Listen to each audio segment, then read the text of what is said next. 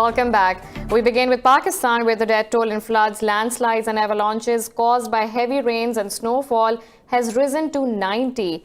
Officials said 62 died and several others are missing in avalanches in the Neelam Valley of Azad Kashmir.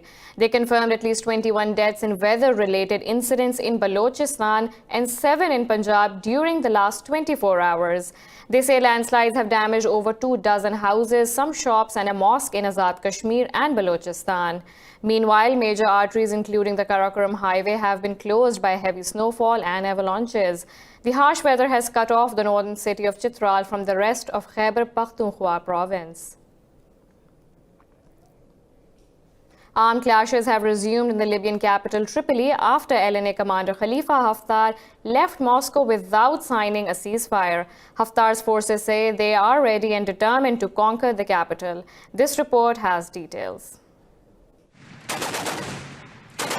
Heavy artillery fire has been heard in Tripoli's southern neighborhoods of Salah al-Din and Ain Zara. Yesterday, ceasefire talks failed to reach a breakthrough after Haftar sought more time to consider the agreement.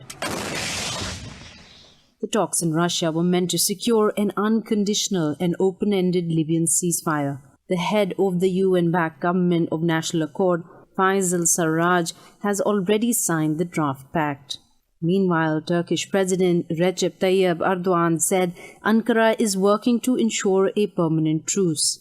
In a related development, Russia's President Vladimir Putin and German Chancellor Angela Merkel have discussed Libya on telephone. The upcoming international conference on Libya conflict in Berlin was on the agenda. The Kremlin and Putin also briefed Merkel over the phone about the latest meeting of forces in the Libyan conflict in Moscow yesterday. Turkey's President Recep Tayyip Erdogan says Ankara will not keep from teaching Khalifa Haftar a lesson if he continues attacks against Libya's government. Speaking at an AK party meeting in Ankara, Erdogan said Haftar is targeting Tripoli's legitimate government and innocent civilians. Calling Haftar an outlaw and an absconder, Erdogan said the rebel general ran away from Moscow without signing the ceasefire deal. Haftar and the head of the UN-backed government, Fayez al-Sarraj, failed to agree on a truce to end their 9-month conflict. Erdogan said Haftar would have occupied Libya if Turkey had not stepped in. In the coming days, we will carefully monitor the choices that will be made between Pushist Haftar and the legitimate government of the country. If Pushist Haftar's attacks against the people and legitimate government of Libya continue, we will never refrain from teaching him the lesson he deserves. British Prime Minister Boris Johnson has called for scrapping of the 2015 Iran nuclear deal and formulation of a fresh accord. Backing US President Donald Trump in an interview, Johnson said it is time for a Trump deal to replace the JCPOA. Johnson said a new deal is remain to avoid a military conflict in the Middle East. Under JCPOA, Iran agreed with China, France, Germany, Russia, the UK and the US to restrict its nuclear program. But in 2018, Trump pulled out of the deal. Meanwhile, Iran says it has arrested an undisclosed number of suspects accused of a role in shooting down the Ukrainian airliner. In a televised address, President Hassan Rouhani promised a thorough investigation into what he called the unforgivable error.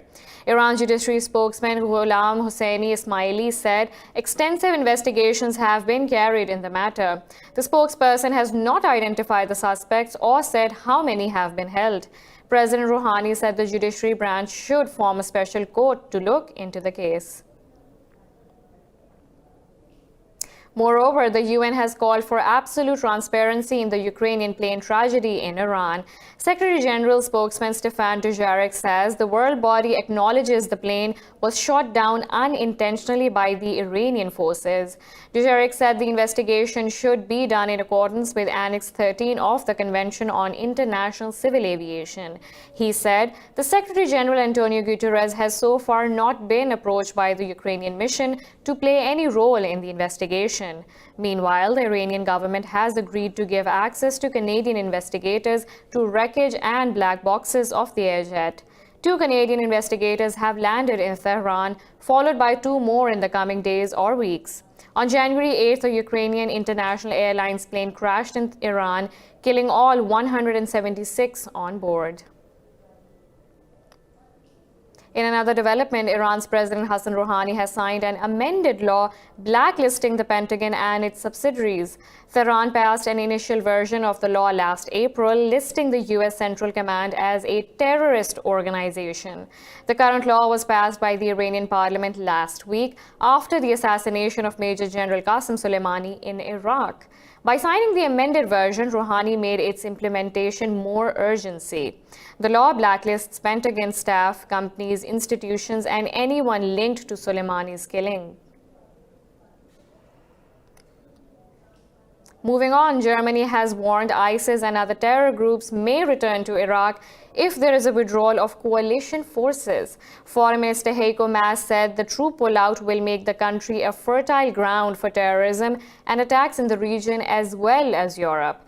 At a press conference with his Jordanian counterpart Ayman Safad in Amman, Maas called Middle East tensions to be reduced. He said Iran should not interfere in the internal affairs of other countries, especially Iraq. Representatives of Iraqi Shia Muslim groups have decided to unite to expel U.S. forces from the country. The Nujaba movement said the decision to unite and coordinate forces was taken to fully liberate Baghdad. Tensions in the region have been escalating since the killing of Iranian commander Qasem Soleimani in a U.S. strike. Russia says thousands Syrians have left militant-controlled areas of the Idlib de-escalation zone. The Russian Center for Reconciliation said they left the area via Al-Haidar and Habit checkpoints in the Aleppo governorate. The 3 checkpoints for people wanting to leave Idlib began work yesterday. The ceasefire in the northern Syria came into force on January 12th. The Russian center's officers regularly travel the country's government-controlled areas to monitor the humanitarian situation. Idlib is the only major Syrian region still controlled by armed rebels. Palestine says Israel is pushing to increase the number of settlers in the West Bank to 1 million. Prime Minister Mohammad Ishtiai said Tel Aviv is demolishing buildings and facilities in the Jordan Valley and Area C in the West Bank. Ishtiai accused the Israeli government of toppling any possibility of establishing an independent state of Palestine. Area C takes up over 60% of more than 5,500 square kilometer West Bank. According to recent figures, the number of Israeli settlers has reached over 500,000 in both the West Bank and East Jerusalem. Moving on to Afghanistan, where 2 children have been killed and 9 others wounded in back-to-back explosions in northern Balkh province. Provincial officials say the dead were aged 14 and 10. The officials said the explosions happened close to the regional hospital in Mazar-e-Sharif. They said a probe is underway into the blasts. No group has claimed responsibility yet. More from Afghanistan, whose election commission has rejected nearly 10,000 complaints against the transparency of last September's presidential polls. Most candidates, but not sitting President Ashraf Ghani, alleged widespread fraud and other irregularities in the election process. In a press conference, the head of the Independent Electoral Complaints Commission said the objections were overruled for lack of evidence.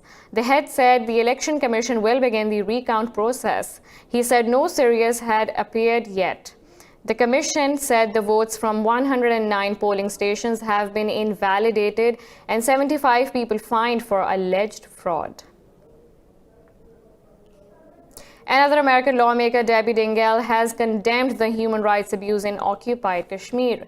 In a tweet, Dingell said thousands have been detained unjustly and millions are without access to internet and telephones. The lawmaker said she signed the resolution condemning Indian actions in the valley so the world can know where US stands on the issue. The resolution was introduced in the House of Representatives last year by Indian-American Congresswoman Pramila Jayapal. The resolution now has 36 co-sponsors, 2 Republicans and 34 from the Democratic Party. The valley is reeling under a curfew and communications blackout for the last 163 days. Microsoft CEO Satya Nadella has expressed distress over Indian government's controversial Citizenship Act. New Delhi has passed the act for people from only select religious communities. Talking at an event, Nadella said he thinks what is happening is sad, primarily for someone who grew up there. Meanwhile, a group of U.S. human rights lawyers of South Asian descent have said India is abandoning fundamental rights. The group said India has not been able to keep its minorities safe and violence against marginalized has become commonplace. It said U.S. lawmakers must raise their voice and take action by condemning the new citizenship law. In India, hundreds of hardline Hindus linked to the ruling BJP have protested against a planned Jesus statue. The monument will rival Rio de Janeiro's Christ the Redeemer in size. Demonstrations in the southern state of Karnataka were led by far-right RSS, the parent organization of BJP. The Hindutva activists claim they want to stop the statue as it goes against the spirit of communal harmony. They said the construction encourages religious conversions, which are rampantly carried out by Christian missionaries. Construction of the 114 feet high statue stopped soon after it started last month. We have a lot more coming up right after this short break. Keep watching.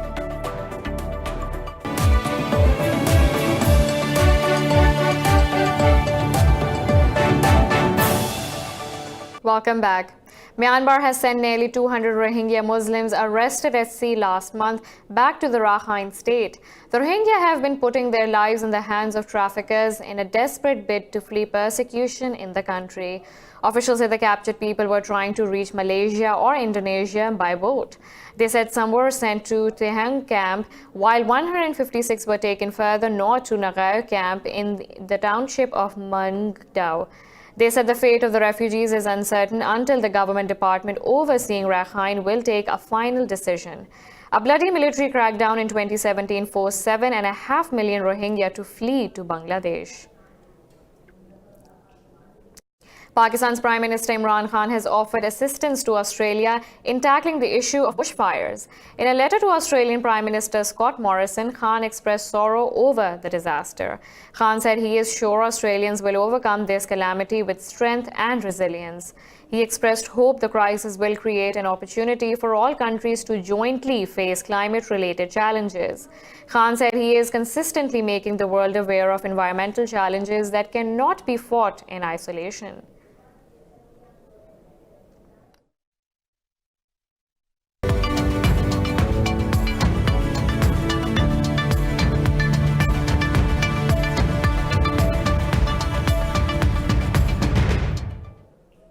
US has reversed its decision of branding China a currency manipulator ahead of the Phase 1 trade deal signing tomorrow.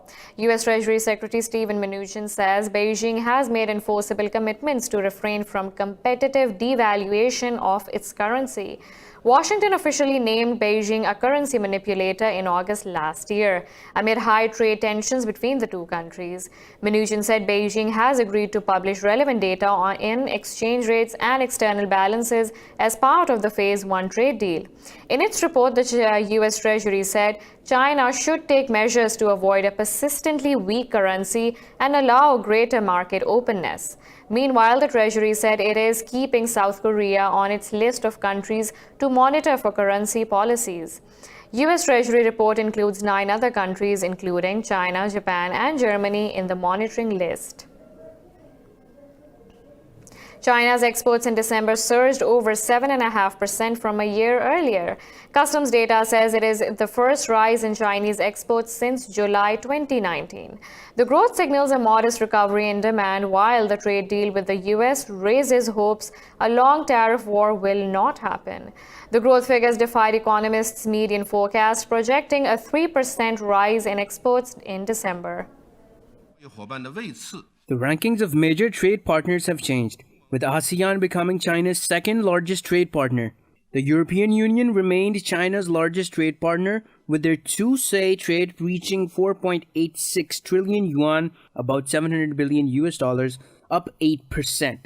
The trade with ASEAN countries rose 14.1% to 4.43 trillion yuan, about 640 billion US dollars. Germany has posted a record budget surplus of $15 billion at the end of 2019. The finance minister Olaf Scholz says decent economic development brought in additional tax revenues. It is the third time in the last 5 years that Europe's largest economy has closed the year with a budget surplus. The 2019 bumper return has now overtaken 2015's budget leftover of over 12 billion euros. The current negative interest rates, unspent refugees funds, and a hard Brexit have contributed to the year-end budget surplus. Last year, Scholz defended the government's reluctance to use its surplus, saying fat years were over for Germany. Global debt has hit an all-time high, crossing $252 trillion year on year in the third quarter of 2019.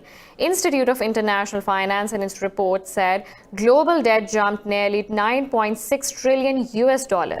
The US-based financial group said the total debt totaled over 322% of the global GDP. In its report, it said government debt recorded the highest surge, which has jumped over 6%. It said global debt will exceed $257 trillion in the first quarter of 2020 amid low interest rates.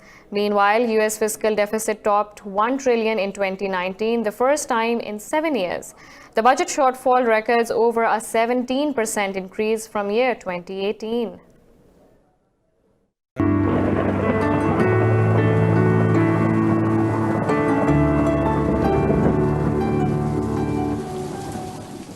Now let's look at the weather from around the globe.